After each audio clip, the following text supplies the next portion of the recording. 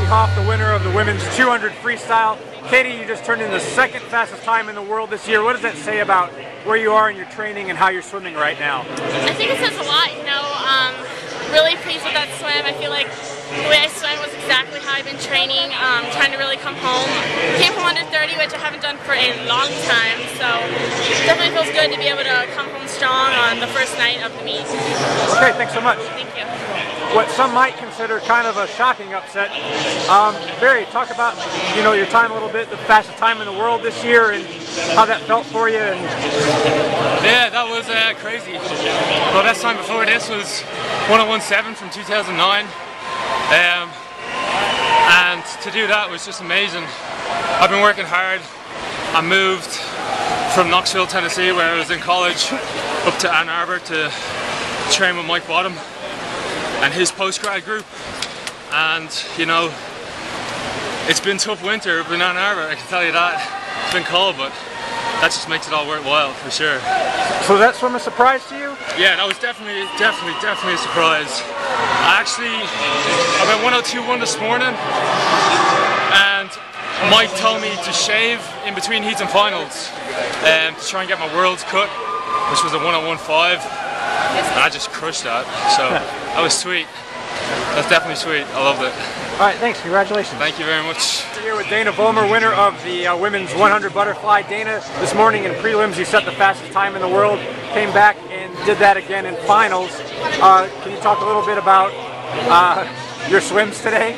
Yeah, this morning just felt really smooth, and honestly, I found out before finals that it was the fastest time in the world. I didn't really know that, and so it was feeling really great, really smooth, and I've been working on a lot of technique, been working on my underwaters a lot, and just really trying to practice that and put it into my race, and it all came together. There's definitely still things in that race that I feel like I can work on, and to be as tired as I am and go that fast makes me really excited that with more training this summer that I'll be really fast at Worlds. Okay, thanks so much. Yeah, you're welcome. I said to myself, if I was under 147 in the 200 free, I would be really happy. And when I saw 46.2, kind of surprised me a little bit, but the number one time in the world, I'll take it. I'm really happy. Freestyle has been connecting a little bit better than it was in the past, so that's one thing I'm really happy with. And I mean, the only thing I'm really kind of upset with in the fly was my finish. I don't know, I try not to have finishes like that because I know how important they are, but if there's any time to have a kind of bad finish, I think it's here, because I know there are some things that I can change still. But for the most part, I know I'm heading in the right direction. I'm pretty confident. Was that a good test of fitness too? I think you only had like 40 minutes rest between races, and to go, in the 51s. That's got yeah, I would have liked to have been faster. Everyone always says that, but I had 2 times in standing, 2 times in my head that I wanted to hit tonight, and I hit one of them, and I was a little off on the other. So. I want to hit that time before World Championships, and I have a couple more opportunities to do that. What event are you really focusing on this moment to the World Championships?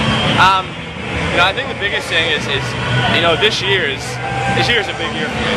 Being able to come into World Championships and be a year out from the Olympic trials and the Olympic Games, and I really want to be able to have a program set at the end of this summer that I'm confident with going into London and trials. So, we're a lot closer than what we were about a month ago. So I'm very satisfied with tonight. We have a couple more races over the weekend to see what happens.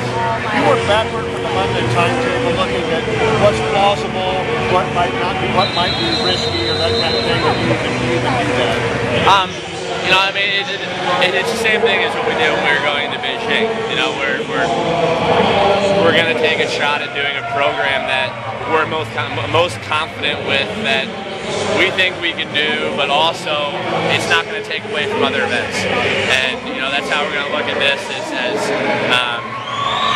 as we get closer and closer, and hopefully by this summer we'll be able to perfect the World Championship event order, and if we can, then most likely that'll be what I swim at trials. So you just came pretty nice to you. I mean, you're comfortable here almost as far as what Baltimore. I've had a lot of very good success here, and you know, it's always a fun meet to come to, and you know, like I said the other day, this is where it started.